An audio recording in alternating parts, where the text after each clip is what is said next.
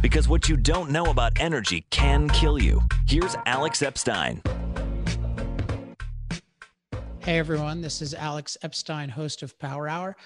And on this election week, we're going to do a best of Power Hour. And the best of Power Hour I'm picking is the episode we did earlier this year. It's the most popular episode this year on Michael Shellenberger's book, Apocalypse Never. Now, why am I picking out this episode for this particular week? Not just because it was a great episode, not just because it was popular, but because I think it's a very crucial example of a positive that is very much needed in the energy debate right now, especially in light of what's happening with the elections. And I would put this as there needs to be a pro-reality, pro-science, pro-human movement in energy. And I want to talk about this just very briefly before we get to the best of episode in the context of the debates between Trump and Biden and how those went and how the election went. As I'm recording this, it seems like Biden is the victor. There's a lot of challenges about fraud. It's very hard to see what basis there is to those. So, I mean, who knows? This could all become very dated.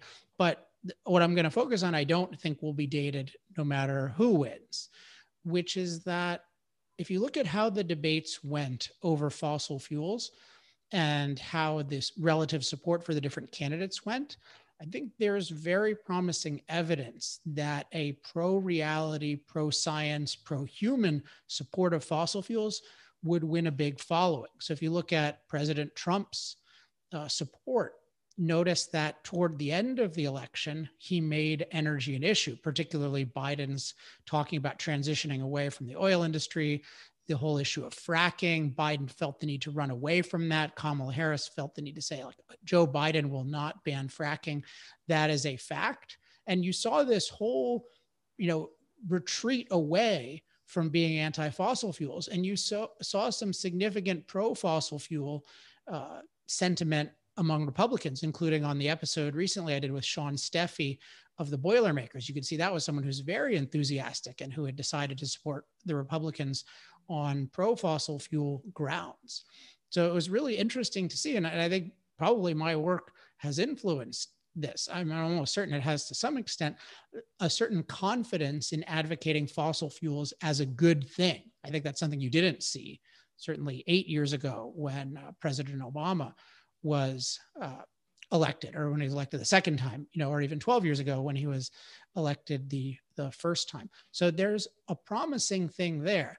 But then if you look at who's opposing the president in terms of re-election, now I know a lot of people who support him and a lot of people who oppose him. And what's interesting is most of the people I talk to that oppose him, and this, I don't have a fully representative sample, obviously, but their issue is that he comes across as anti-reality and anti-science. And there's a very real basis for that concern. And so there's this feeling of he says things and he doesn't always care if they correspond to reality. And when the issue of science comes up, he can be dismissive. Now, you can have sympathy for the dismissive of certain things that are called scientific, because what we have is we have on the side of science, unfortunately, there are many people who manipulate and abuse science for political ends. So for example, they take what I believe is a scientific truth that rising CO2 levels have some warming impact on climate, and then they turn it into this idea of a climate catastrophe that we can't manage, and that means getting rid of fossil fuels, and it means replacing them specifically with unreliable solar and wind. And that's just a complete butchering of science. It doesn't follow from the actual science at all. But if you come across as, I don't care about the science, I'm in some way denying the science, you're going to alienate people who value science as an aspect, and they value science as an aspect of valuing reality. So I think it's just incredibly damaging, the extent to which the pro-energy, pro-fossil fuel side is viewed in any way as anti-science or anti-reality. And what I found in my own experience is that by being pro-reality, pro-science, pro-human, I'm able to win over a lot of people who would certainly not vote for Donald Trump, but they would be sympathetic to these pro-reality, pro-science, pro-human arguments for fossil fuels. So if you combine those people with the people who are voting for President Trump, in part because of fossil fuels and the recognition that in reality, fossil fuels are indispensable to American flourishing and to human flourishing more broadly for the foreseeable future. If you combine those factions, not factions, but those groups of people or those buckets of people, that's a really promising audience. And if Biden becomes President Biden, that group will be very much needed, because we have just huge, we're just going to have huge opposition from the House in terms of, now the House is less Democrat now than it was before, but it looks like it's certainly going to be a Democrat majority. And then with the Democrat president who's saying that climate change is the top issue, and with a very small Republican majority, if any, it's not even decided at this point, in the Senate, there's going to be a lot of move toward very disastrous policies. And what we need to win those battles, and perhaps even to proactively put forward the pro-freedom energy policies, including pro-fossil fuel policies, is to be seen as very pro-human, very pro-science, very pro-reality, and in no way to be seen as we don't care about reality, we don't care about science. I think no matter what happens in this election, that kind of positive movement is very much needed. And just one place this came up in the debates was with the issue of climate change. When the president was asked about it, he gave kind of this, like, do you believe in climate change, or do you believe it's an existential threat, or some variety of that? What's your view on this? And he would often just go immediately to, I believe in really clean air and really clean water, and not address it directly. And I think when so many people see that, particularly they've been taught to think this is a serious problem, not just a challenge, but a serious problem, that comes across as anti-reality and anti-science. And so that is definitely not what we want to be. So whoever is president, we need to be pro-reality, pro-science, pro-human. And that leads us to this interview with Michael Shellenberger, whom I think is one of the outstanding exponents of being pro-reality, pro-science, pro-human.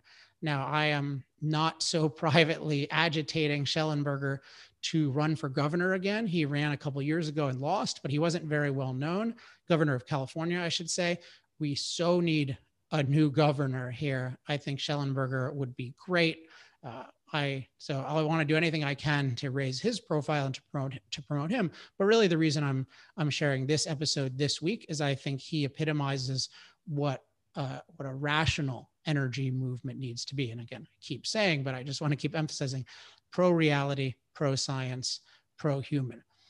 All right, that is my intro for this week. I will be back next week. I have a really interesting guest, actually somebody who was from India and has experienced energy poverty and actual poverty firsthand. So I'm really excited to bring that episode to you. But until then, enjoy this episode with Michael Shellenberger. Welcome to Power Hour. I'm Alex Epstein. Well, last week I reviewed this book on the show, Apocalypse Never, and this week I have on the author. So without further ado, welcome to Power Hour, Michael Shellenberger. Thanks for having me, Alex. Fun to be here. Good to have you. Lots to talk about. Yeah, man. And you're the man of the hour right now. I believe last time I saw the book got to number 7 on Amazon. Is that right? No, we got to number 5 yesterday. You got to number 5 on Amazon.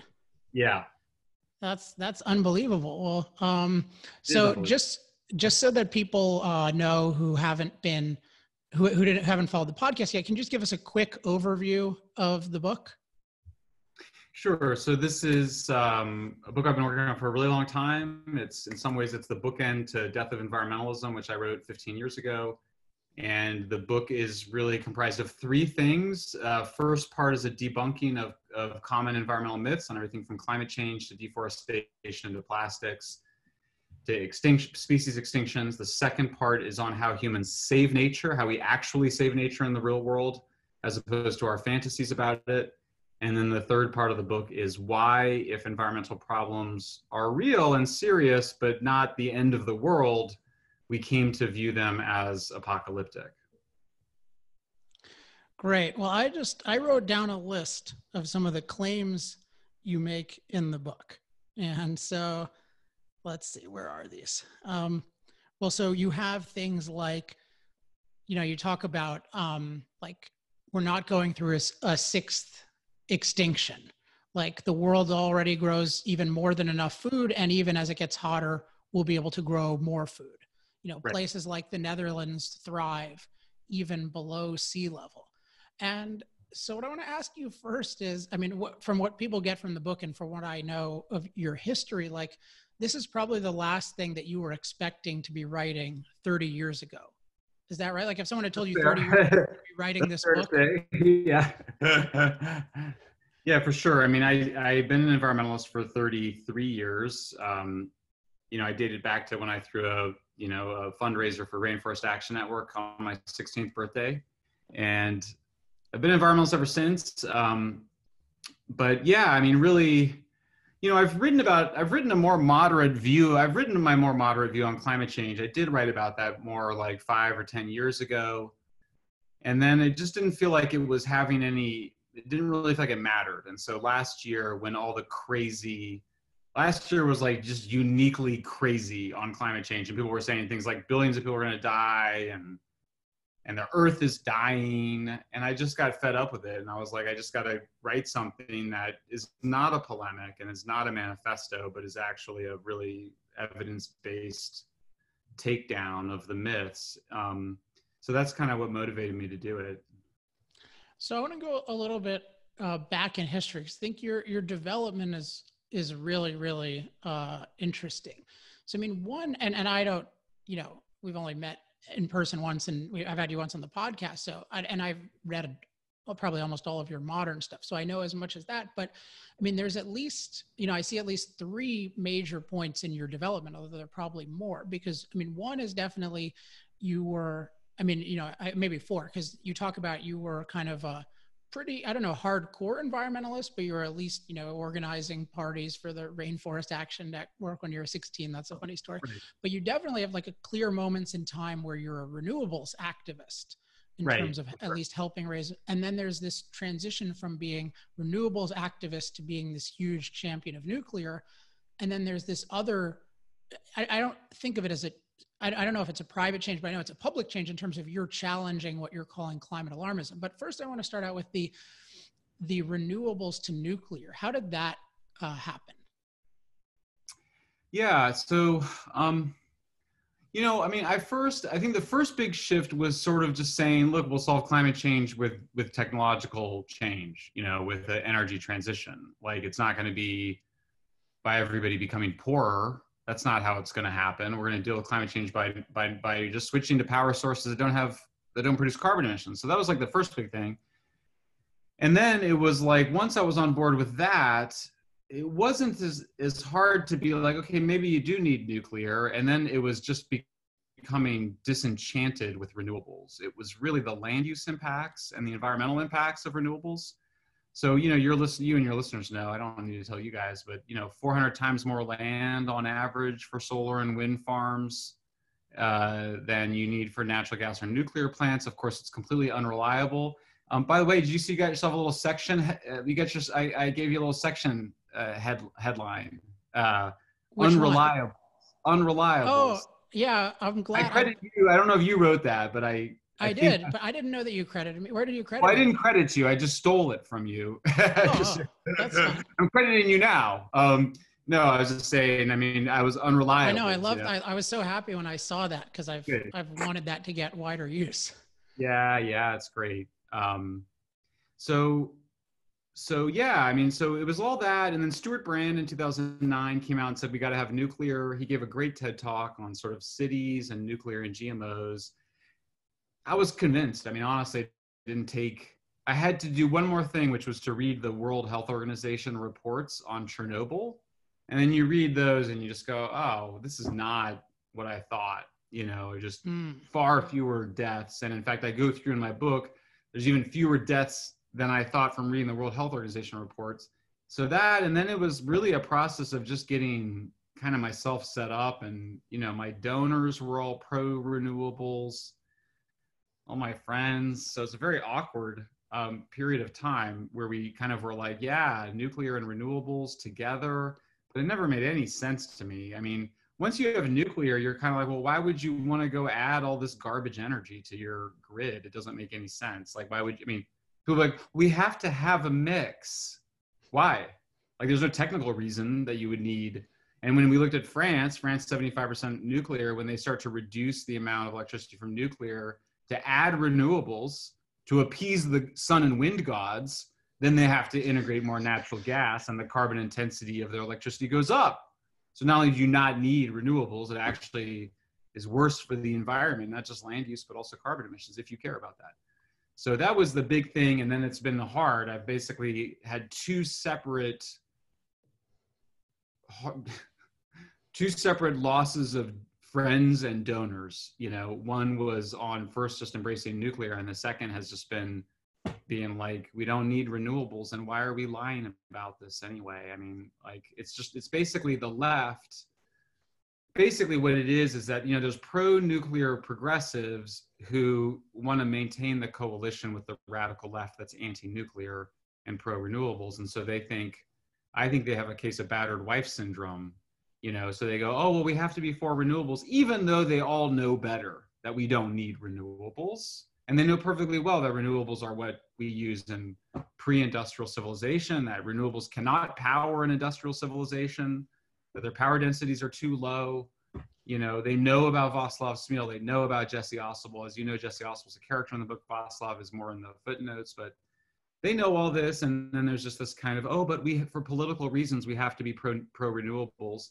And then renewables are just much more popular than nuclear. And so there's these people that think, well, if we kind of hide nuclear in renewables, then the left will be on board. But as I point out in this book, that's just a complete misunderstanding of what's going on. The left doesn't want renewables because it's trying to deal with climate change. It wants renewables as a way to harmonize human society into nature as a religious project. First and foremost, it's a religious project to move towards a low energy society and appease the sun and wind gods.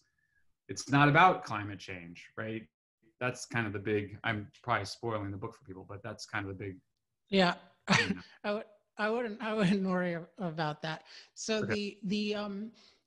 So one thing that's interesting about just the form of your explanation here is basically you're saying, like, I was concerned about something, I studied the facts, and the facts were fairly straightforward. And I think certainly if you're just if you take the issue of CO2 emissions, if you're concerned about CO2 emissions, there's exactly one scalable, reliable way of doing that we have evidence that actually works. And so if you thought of it as urgent or an alarm, obviously you would focus on that. And so I've just drawn a huge line among what I would call the climate catastrophists between those who are pro-nuclear and those who are anti-nuclear. And it's been, and it's just, so what do you think? One group is the bullshitters, and the other people are at least honest about what you do. But the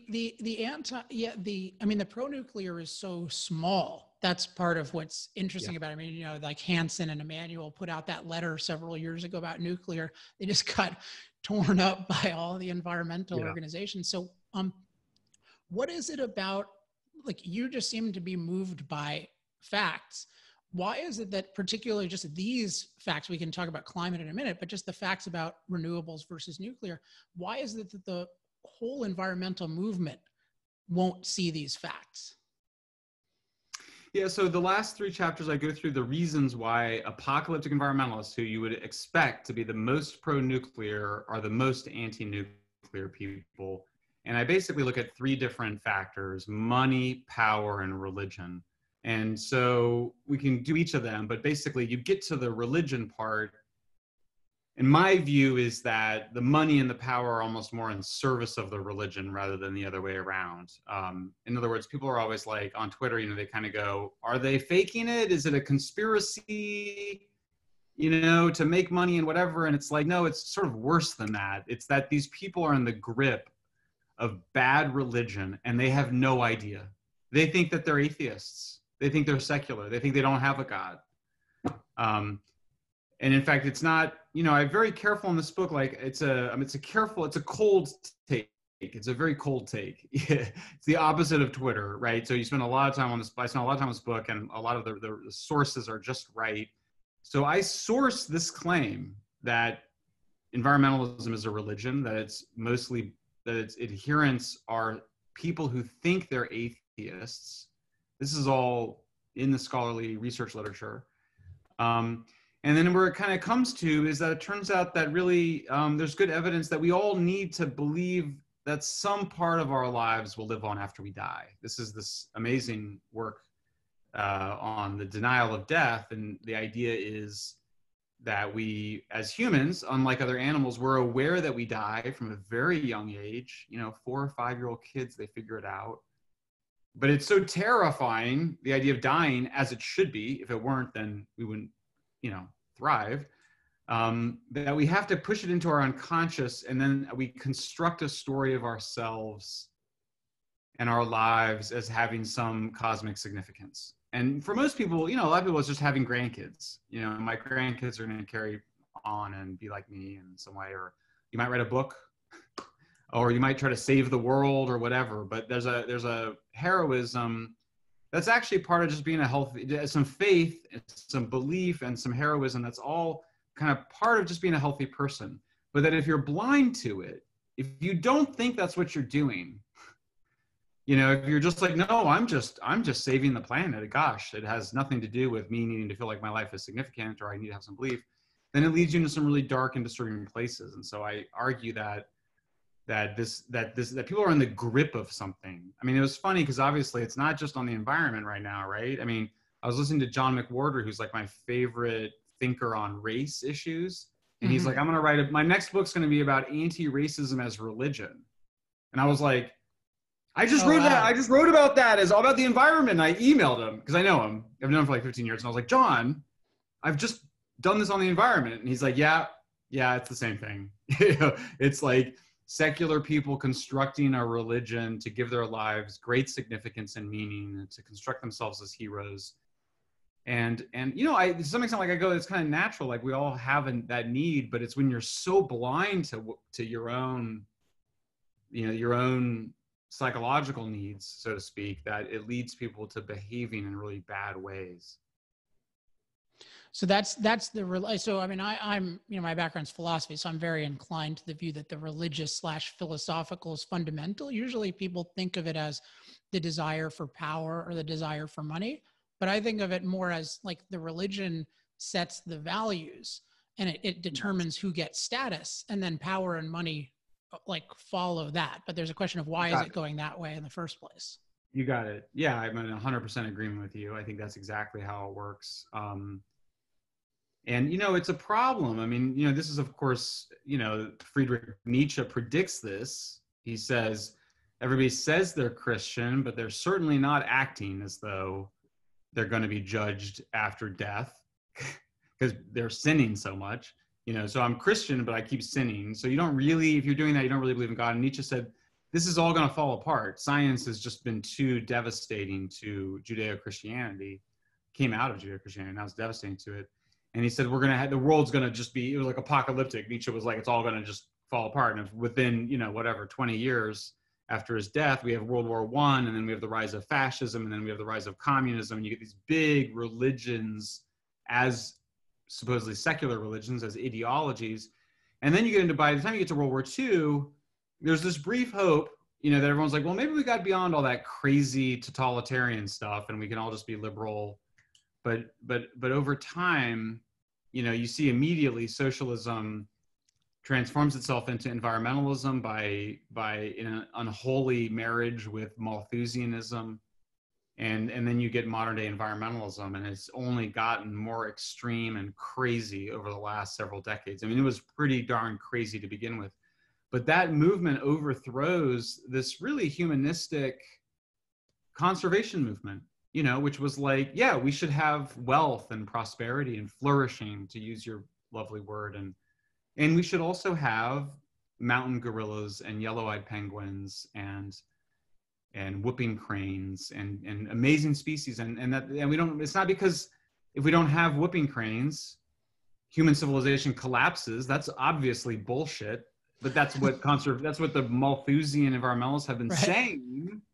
There's not even a mechanism there. It's like, well, we have to save endangered species, because if not, then like what? The roads are gonna the roads and the electrical grids and the sewage systems are gonna like what's the mechanism there exactly? So I wanted to get beyond that and go, let's get back to what was a beautiful thing, which was this idea that, and there is a little bit of a Judeo-Christian view, which is kind of let that be unto Caesar, which is Caesar's. Let there be an economy, let there be economic growth, but also let's conserve the natural environment. As it turns out, as you progress, as you move from wood to coal to petroleum to natural gas to uranium, you're reducing humankind's footprint. As you're growing more food on less land, as you're concentrating food production, you're able to allow nature to return in the form of grasslands and forests and wild animals. So, I mean, that's kind of the picture of it. I do recognize that what I am proposing is in some way a different theology. I think it's more compatible with modern science. I think it's more compatible with what we might call liberal values, which are, universal equal opportunity, prosperity, all the things we care about. I want to talk about one aspect of the religion that you just raised, at least implicitly, because you said, and I laughed at it, about there's no mechanism by which the death of the whooping crane would prevent us from surviving. And one of my favorite parts of the book is it might even be in the last chapter, where you challenge the equilibrium view of nature as a system in equilibrium. And then you give what I think is a very helpful explanation of more of nature as a mixture. So could you talk about that? Yeah. Well, yeah, I mean, so this idea, I used to have it, that nature is a kind of holistic system that's kind of bound together like a Jenga puzzle, and if you pull too many Jenga parts out, then it collapses. But that's, there are some situations where you can have rapid ecological change. I mean, the most famous, ones are, like nitrogen pollution in the waterway, and you get a big algae bloom, or you can clear cut a forest, and it's very rapid ecological change. But for the most part, it's species come and go, I mean, obviously the animal species that come in, they have to be getting something from that habitat, usually food, or a place to live or procreate. But there's not like some, but the idea that there would be one is a Neoplatonic view. It's, the view that everything has its role in this universe, even without God, that it's all kind of put together in just this right way. And we should all feel very worried that if we do something, if we trespass, now we're back into the Judeo-Christian, you trespass against it, you impurify it, then it will sort of collapse. It's ridiculous, and there's just been all this ecological science showing that that's not how most environments work. And so but then after World War II, they kind of mathematized it, and they used the model was I'm blanking on the name. Yeah, the equilibrium model was like the thermostat, that like you can have perturbations and there will be some room, but if you go too many perturbations and disruptions, the whole system collapses. So, I just kind of point out that, and it's funny because of course, that's the argument. Malthusian conservationists at some point decided that just showing people pictures of whales and gorillas and penguins and saying, look, let's save that somehow they decided that wasn't enough, and they needed to kind of construct this apocalyptic narrative. And of course, it's tied up with this book of Genesis part, it's the two ends of the Bible, that nature all exists in this kind of state of harmony. My point was always, because I've been an environmental activist, and I know that what works best is you show people the picture of the redwood forest. Even better is you take people to see mountain gorillas.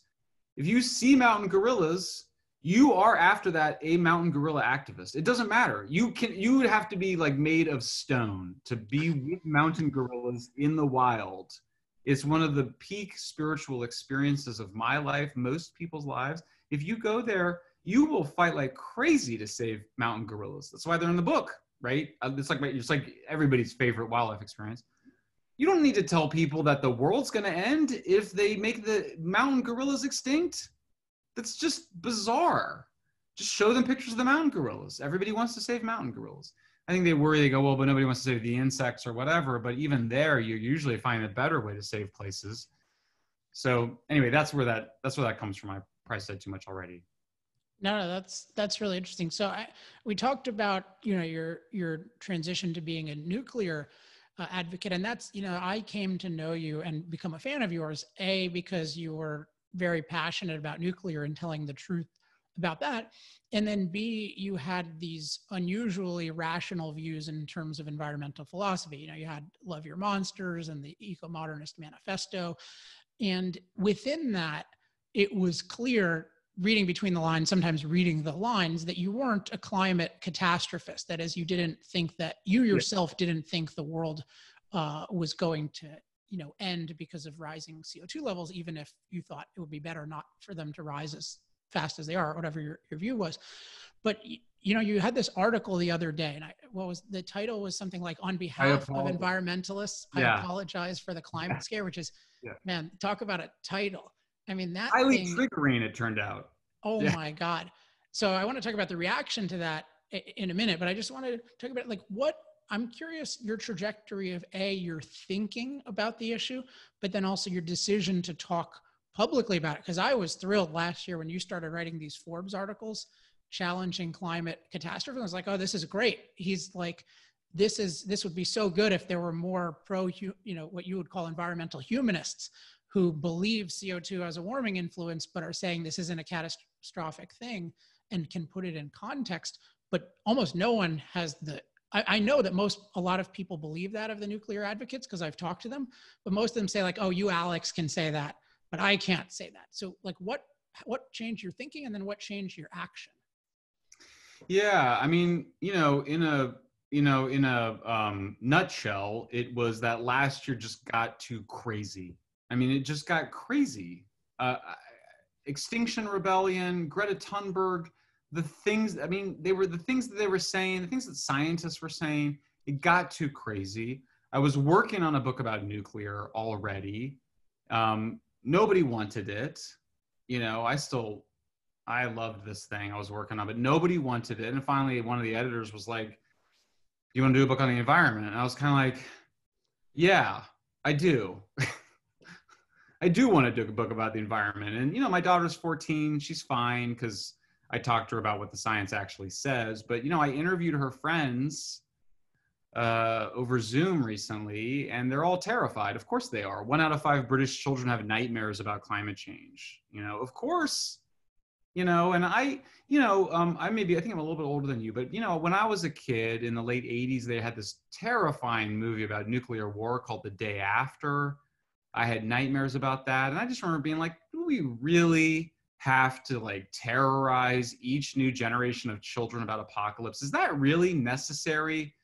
It all goes back to nuclear, actually. I mean, the invention of nuclear was just such a radical, revolutionary event. I mean, it's still going to be 10,000 years from now, if we're still on Earth and if we're still humans or whatever, we're still going to look back at the invention of nuclear as a radical, revolutionary act. I always kind of go, we're not getting, I mean, maybe we'll get fusion, but fusion's advantages over nuclear fission are nothing compared to fissions over fossil fuel. And until the aliens give us, the anti-gravity engines, or the Pentagon releases them or something, nuclear is it, right? It's like the big next energy. So it's this huge event, and it had this radical impact on the international relations, because of course everybody figures out right away, it's like, well, shit, if one of these little countries that we can normally just invade gets one of those bombs, that changes everything. Big countries don't dominate little countries in the same way they did anymore. And so the really forward-thinking guys knew that nuclear weapons would in some way end war. I mean, it still sounds crazy that nuclear weapons are a technical fix to war, But of course, that's what it is. I mean, that's what's going on, right? So you see Pakistan and India, they pretend to have a war just to satisfy their bloodthirsty citizenries. And now China and India had a war. You might have missed it because it was like whatever, 72 hours, and it was some dudes on both sides killing each other. But both sides knew that there was never going to be an escalation because the stakes are just too ridiculously high. There's not going to. So nuclear is this traumatic event, and then it kind of, I couldn't quite ever, it's almost like it echoes then through climate. So climate change, if you listen to how people talk about it, like the apocalyptic stuff, it sounds almost identical to fears of nuclear weapons and nuclear wars. It's like the same. Nuclear is kind of the prototypical apocalypse. And then they'd kind of be like, well, yeah, overpopulation, that'll be like a bomb going off. Yeah. Like, what? Really? I mean, not really, right? Like, not at all. But whatever. It would be like population bomb. That was the name of the big Malthusian population scare in 1968. And now climate change. And even I'd point out the Amazon has talked about like a bomb going off. So the bomb became kind of the ultimate symbol of humankind's apocalyptic power. And then you can see that it becomes the devil, and then you're trying to get away from it, and you're going to the angels, which destroys renewables. I mean, the overall cosmology of apocalyptic environmentalism is kind of so basic and dumb, it's almost embarrassing to when you describe it. You're kind of like, God, I can't believe people really believe this, but that is what's going on. It's ultimately this idea that with renewables, we're going to harmonize ourselves with the new God of nature. And they keep destroying the environment in order to save it while doing that. Yeah, I love hearing all of this stuff, and it's I love that you're challenging climate catastrophism among other things. One really interesting feature of the book is that, and of your new article as well, is you talk about how the claims that you're making that sound radical and like they might be from so-called climate change deniers, that you're actually getting those from leading researchers connected to things like the UN, IPCC, et cetera. And I'd like you to talk a little bit about how it is that what I would call our knowledge system, so the institutions like the New York Times that are supposed, and even I would say the PR or the spokesman of the UN, how their job is to give us the best specialized knowledge on different topics, but how they wildly distort it so that 50% of people can think humanity is going to go extinct if CO2 level rises continue. Yeah. Well, yeah, I mean, so there's three big groups of people that are responsible for the alarmism. It's the Malthusian scientists, it's the apocalyptic activists who are also Malthusian, and then it's the journalists who are really activist journalists. They're environmental activists working as journalists to spread the propaganda. So those are the three groups. I identify the key people in each of the groups. Some of them I interviewed and was able to debunk on the phone. That was one of the most... Yeah, that is awesome. I love that in your writing when you share those stories. Yeah, I just go, well, you can call them up, and go, did you really mean? And what was telling about it is that for the four guys who were the most apocalyptic, their first instinct when I was on the phone with them was to blame the journalists who quoted them. They all claimed they were misquoted. And in one of the cases, it was like, he said, no, I didn't say that only 500 million people could survive at 4-degree temperature increase over pre-industrial levels. I said only half the human population. It was like, okay, so you're saying that like only 3.5 billion people will die instead of 6 billion people or 7 billion people. Oh yeah, I mean, but I took a different, so that struck me, but it struck me in that way too, but it's also struck me in, wait a second, you were quoted as saying that, what is it, like 15 out of 16 people on Earth are going to die, and you didn't feel it necessary to correct that? Like, this wasn't a big deal that the Guardian said this wasn't a scandal? Oh, and then he told me he hadn't seen it. Oh, come on. Everybody reads their press clippings. I mean, let's just grow up. It's the religion of it that it's just all in the right direction. Like, as long as we're creating scares and telling people to stop doing stuff, we're all good with the climate gods. Yeah, you got it. You actually just got it really well. And in fact, I think that's a great way of putting it. That's the justification of it. In fact, I got it from reporters. When I started criticizing them last year, I did that in part because I knew the book was coming out and I wanted to get this stuff on the record. So to just be like, go ahead, if it's wrong, go ahead and ask for a correction. Well, they didn't. Not a single person, not a single scientist. So obviously I got it right. But then one of the reports, so then it made some, it got some attention, and I was interviewed by a BBC reporter, and the BBC reporter goes, "Now, Michael, what would you say to those who go, come on, we got to exaggerate a little bit to get the public's attention, And I was like, you're a reporter. Like maybe the Greenpeace comms guy would say that to me. Here we are. I'm still thinking about it, Alex, but it's kind of like when you read George Orwell, 1984, when you read Aldous Huxley, Brave New World, it's always the government. The libertarians are sensitive to this, right? The government is the one that's censoring. What's happening now? It's the journalists demanding the censorship. It's the craziest thing in the world. Like you kind of go, look, if the journalists are demanding less freedom of speech, out there policing speech, you've got so-called civil rights advocates advocating less police in African-American neighborhoods. Do the African-Americans in those neighborhoods want less police? Actually, we ended up adding more police in the 90s because of demands from the Black Caucus, African-Americans. And on the environment, the people that say they're defending the environment are doing the worst things to the environment. These terrible industrial wind farms, all the wildlife destruction. So I do think that I'm optimistic today, and maybe it's because the book is selling. Ask me when the book is not selling. But I do kind of go, it is inevitable that this rotted, hollow, Berlin Wall of environmental lies will be kicked over or kicked in, or I don't know what the right metaphor is, but like at a certain moment, the guys guarding the Berlin Wall are going to be like, yeah, it's bullshit. Like, I'm sorry, can we swear? Your show? Yes. I kind of go at some point, like these guys just, at some point, that's why I wanted to do the book, which was like, it's not a polemic, it's thick. And it goes, okay, show me how it's wrong. Go ahead. Like, have at it. And all the website, we just uploaded all of our graphs and stuff to the website. I believe that social media is so disruptive, and you can see like all the mainstream media, they don't want to talk about the issues I'm raising. Oh God, and it's like social media though, it allows you to kind of go right up to the reporter and go, hey, did you think it wasn't worth mentioning that deaths from natural disasters have declined 90% over the last 100 years, or they've declined 80% in the last 40 years? In your article about floods, the New York Times just did this piece on flooding that suggests that sort of a few more inches of rainfall is going to determine whether places flood. What will determine whether places flood is whether they have adequate flood control systems. Full stop. Like that's the difference between Berkeley and the Congo. I'm on a hill in Berkeley, super steep. Every time it rains, the water just comes. It would drain. It would flow into my house, except for we have this amazing flood control system. That's what determines whether there's floods or not. But what is powerful about social media, and I think the book and all we're doing together is just kind of go, this is wrong, and you need to stop doing this now. And I do think, I don't know if it's going to be, it's probably not going to be in a month, but I don't think it's going to be like 10 years. I would say give us 1 or 2 years, and I do think we're going to be able to drum a bunch of this really bad environmental alarmism out of the public discourse.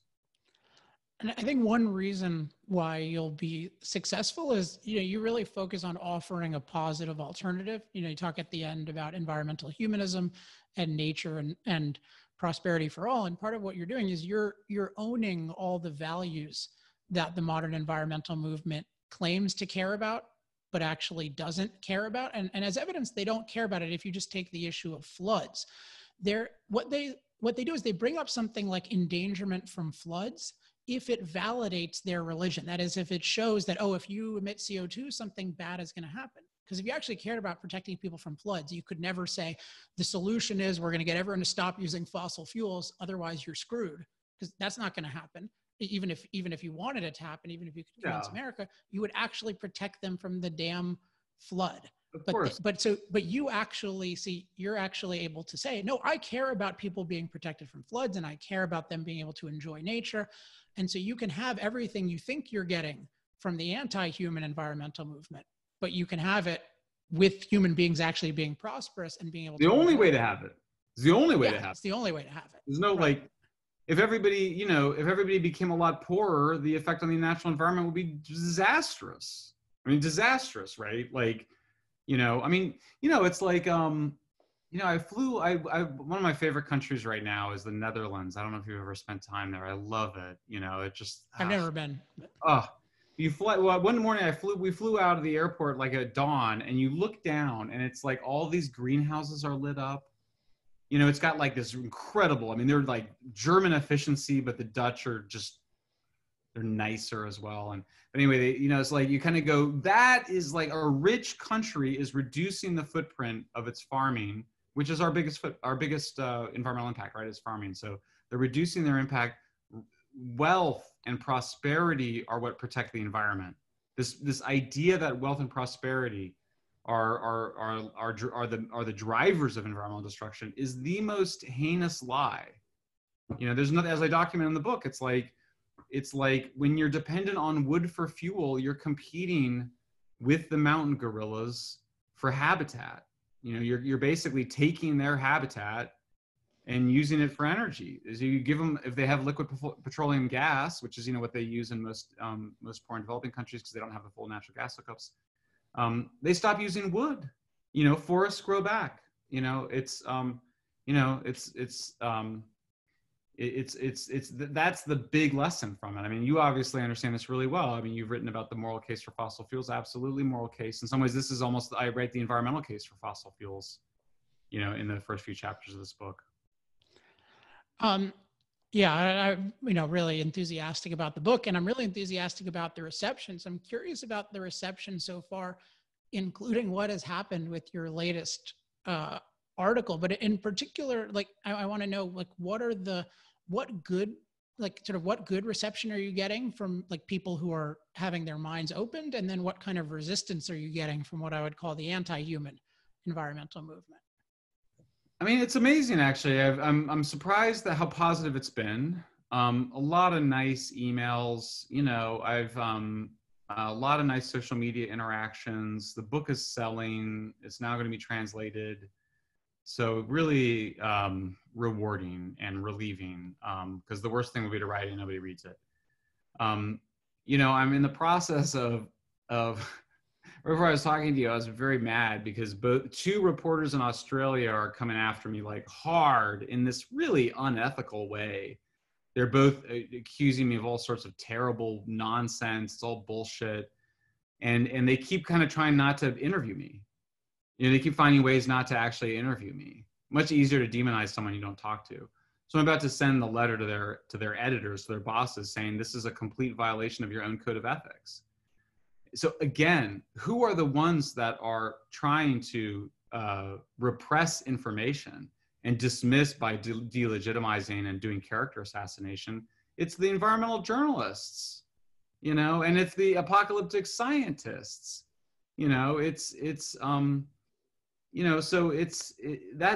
guess I expected it, but it is alarming, and I think the thing that gives me hope is that you mentioned these big institutions. I look at it and I go, not totally clear that World Health Organization and Intergovernmental Panel on Climate Change should exist. Here you have WHO was urging against mask use. IPCC mostly seems like it's doing alarmist advocacy. Should they exist? Maybe, but they definitely need new leadership.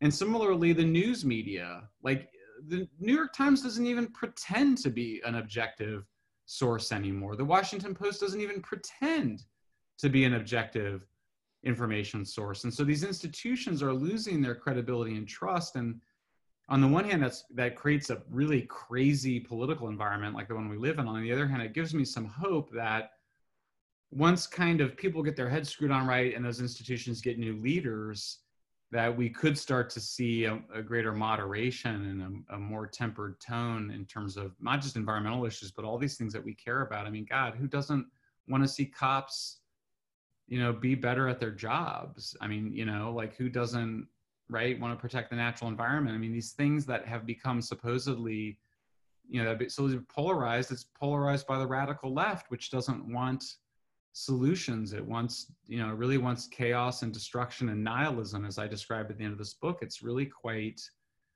it's just kind of pure destruction. So my hope is that the world order is starting to change, and in fact, all this tumult, Brexit and Trump, it's just a sign that we're reverting back to nationalism, and that will hopefully create better institutions that are more appropriate for solving some of these important problems. So my guess, by the way, is that you're underestimating still how Probably. influential the book will be and what the backlash will be. Thank you. Oh, I hope so. I think both. I mean, just anecdotally, people have been blowing up my inbox, even people who didn't listen to last week's episode. They're just like, "Oh, Alex, you have to see this." Particularly the title of the latest article, on behalf of environmentalists. And there's such a need for this kind of thing. And there need so many of us. I mean, you need dozens and hundreds of people making these points, but I think it'll be a New York Times bestseller, and you're starting to get attention from all these networks, and you have all these new audiences that are going to be attracted to you that weren't as focused on the nuclear issue by itself. Although I love the nuclear issue, and I'm probably going to write a book on the nuclear issue at some point. Hopefully it'll sell. But what do you expect to happen with you talk about the catastrophists, and there's this religion, but there's the money and the power, and that involves status. So many people's status as moral and scientific is being challenged by your work. What do you expect to happen with that, and how do you expect to respond? Yeah, I don't know. In some ways it's like, this attack that's coming from the Guardian of Australia and the South Morning Herald, the Sydney Morning Herald. Mm-hmm. It's just accusing me of nonsense and character assassination. So, in some ways I'm not surprised. It's disappointing. Kind of sorry I have to deal with it, but I've also decided I'm not gonna put up with it. I'm gonna hit him back hard, and I've got a platform, and I'm not messing around. So I'm gonna deal with it that way, the way that you deal with hecklers.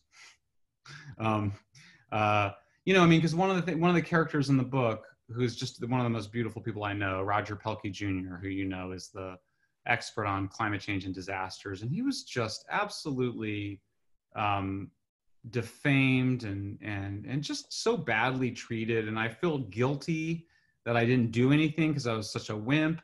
I was scared. And so I'm not going to allow myself to be subject to people lying about me. I'm going to hit back hard. I'm harder.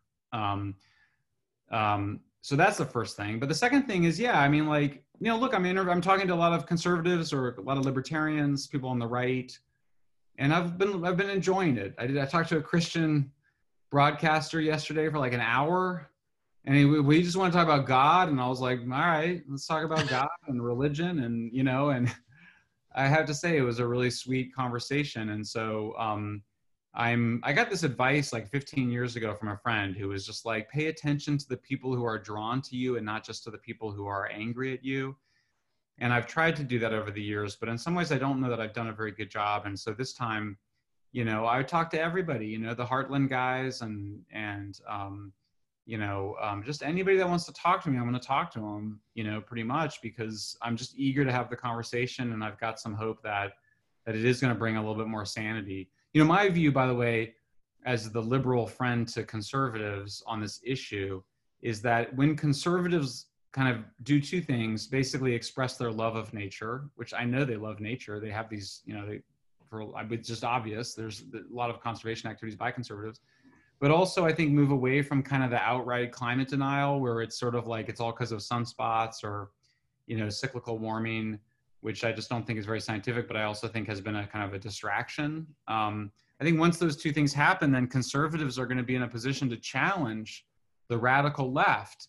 And I think that the moderate liberals in the Democratic Party coalition need that to occur. They need somebody to stand up to the radical left and just be like, WTF, like this is not okay. And that and I think that will ultimately then create a more moderate center and hopefully more of a consensus around the stuff that matters on energy and the environment. And maybe you'll run for governor again and win. I was a supporter of yours last time. Very sweet, man. Oh my God. What I'll say is, I had you to appeal to instead of Gavin. You're sweet, man. Yeah, what I'll say is that I am definitely committed to addressing the problems in California. I don't know about running again, but I am upset, very upset, as I know you are, and by this homelessness crisis, which is really a drug addiction crisis and a mental illness crisis, and it needs to be solved. I consider it an absolute embarrassment, a moral abomination. And so I'm happy to say that my next book is going to be about San Francisco. The title I'm considering is Civilization Forever. In a defense of cities and a defense of being able to walk on the sidewalk, and also solutions to what do we do with all the people with schizophrenia and severe bipolar and severe mental illness on the streets. There's no psychiatrist in America who thinks that the best way to treat schizophrenia is with methamphetamine and heroin. Yeah, that's what we're doing. That is what we're doing. We're subsidizing one person a day almost in San Francisco overdosed from fentanyl or heroin last year. I mean, how are we doing that? This is a city that prides itself on its compassion for the poor and people of color. 40% of the homeless are African Americans, even though they're less than 10% of the population. San Francisco is the home of the humanistic psychology movement, pioneering commitment to people with mental illness, and this is what we do. And I don't understand it exactly, but I care really passionately about it. So anyway, so thank you for mentioning California. I do think somebody needs to challenge the radical left orthodoxy in the state, which is just destroying our best cities. I mean, I went to Skid Row in LA like in early January and stayed the night there, and it was just it's really unbelievable. 10,000 people in tents, and everybody's doing drugs and partying and very ill. And I do see these things related in the sense that this impulse to tear down civilization before you actually have new institutions to replace them with. There was the radical left that was about that wanted to get rid of the mental hospitals out of this idea that we would just treat people in the community somehow, but they never set up the community treatment. We just released everybody from the hospitals. Tear down the nuclear plants, even though obviously renewables can't replace them. And now what? We're going to get rid of the police, And then they go, we're going to get rid of the police. And then it's like, well, what are you going to replace them with? Oh, well, we'll replace them with something. Well, tell you what, why don't we get the stuff set up first? So I wanted to get at this thing, which is it's a radical left idea, which means it's not a liberal idea. It's an illiberal idea that really we just need to tear it all down. And I see that as the underlying impulse. It's very destructive, and we have to talk back to it. Yeah, I totally see those parallels. And in general, one thing your book highlights that needs to be highlighted is whatever its problems, today's world is amazing. So the systems that built today, like, respect. You better be careful. Like, you should have, the fear should be about stopping what's working to keep us so prosperous and so rapidly progressing. And with that in mind, I just was wondering, how can listeners of this show help support your cause? And I would just say that I don't have the biggest listenership or viewership, but I have a lot of very influential people and some very wealthy people, many from energy, who watch this or listen to this.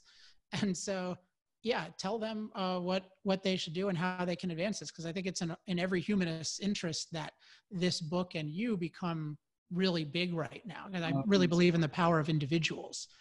You're very sweet. I appreciate that, man. Well, so Environmental Progress, we definitely would love donations. Unfortunately or fortunately, we don't accept funding from the energy industry, but certainly from individuals. And if people, gosh, they could certainly buy the book. And they should certainly, if they can buy the book in bulk and give it to employees. I love the interaction. It's been so lonely in some ways over the last few years. Writing a book, as you know, is a very lonely experience. Yeah, I'm working on one right now. Yeah.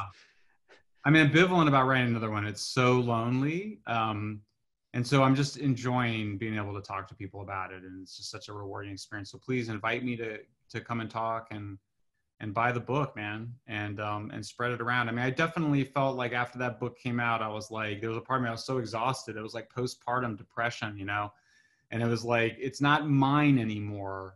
I mean, I'm going to defend it and protect it, but there is a way in which it really, this book, it really does belong to the world, belongs to other people. I'm going to defend it, but, I want other people to own it and spread it around. And, like I said, we put all the graphics up at environmentalprogress.org. my colleagues are crazy, amazing what they did. They did 150 graphs and charts based on everything in Apocalypse Never. So if you can literally get the basic argument just by visually, with very little text. So spread those around. We make them easy so you can pull them off and just put them on Twitter, or social media, or share them.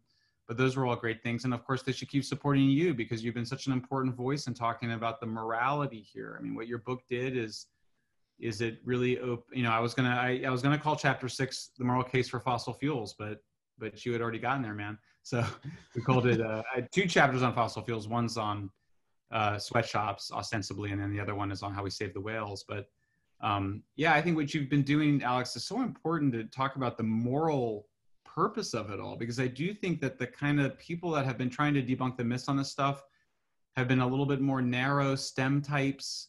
It's always been a little bit like, let me show you my math. And I think you've been really committed to like, let me show you how much better our lives are. And just the inspiration of flourishing, which is a word that I think I used a couple times in the book and certainly got from you, stole from you, as well as the unreliables part. So they should keep supporting you too, is what I would say. So definitely support your work. So just one more thing. How do you said they could reach out to you for speaking and stuff? Is the best way? You gave environmentalprogress.org. Is there any other way they should use? Yeah, you can email me. My email is michaelshellenberger@gmail.com. I read and respond to every email I get. So I would love to hear from people. Oh man. Okay. I make no such promise, but that's a good. The replies are kind of short sometimes, but I do respond, and I, like I said, I'm very much I'm excited, even though I'm supposed to go write another book now. I'm excited about the interaction, so I'd love to have the engagement with people. Yeah, well, enjoy it, and we'll keep championing it. And thanks a lot for coming on, Mike. It's been great to have you. Man. Thanks, Alex. Really great. Take care. Bye. Bye. All right. Thanks again to Michael Shellenberger for being on the show. Today is a stripped down technological version of Power Hour because my producer Kelso is on vacation and I didn't want to wait to get this interview up. So I am just sharing it with you without the usual intro and outro. Hope you don't mind that. Hope you really enjoyed the interview. As always, if you have any questions, comments, love mail, or hate mail, you can email me at alex@alexepstein.com. Sign up for the newsletter at industrialprogress.com. Remember, Mike's website is environmentalprogress.org, and you can reach him via email at michaelschellenberger@gmail.com. Also, if you want to support my work and the research and development and marketing for my different projects, you can go to industrialprogress.com/accelerator. Hope you enjoyed this week's episode. I really enjoyed it. I'll be back next week with another important topic. And in a couple weeks, I'm going to have Bjorn Lomborg, author of False Alarm, on the show. But for now, remember, the book is Apocalypse Never, and I'm Alex Epstein. This has been Power Hour. Power Hour. Life, liberty, and the pursuit of energy. Power Hour. The antidote to shallow thinking about energy issues.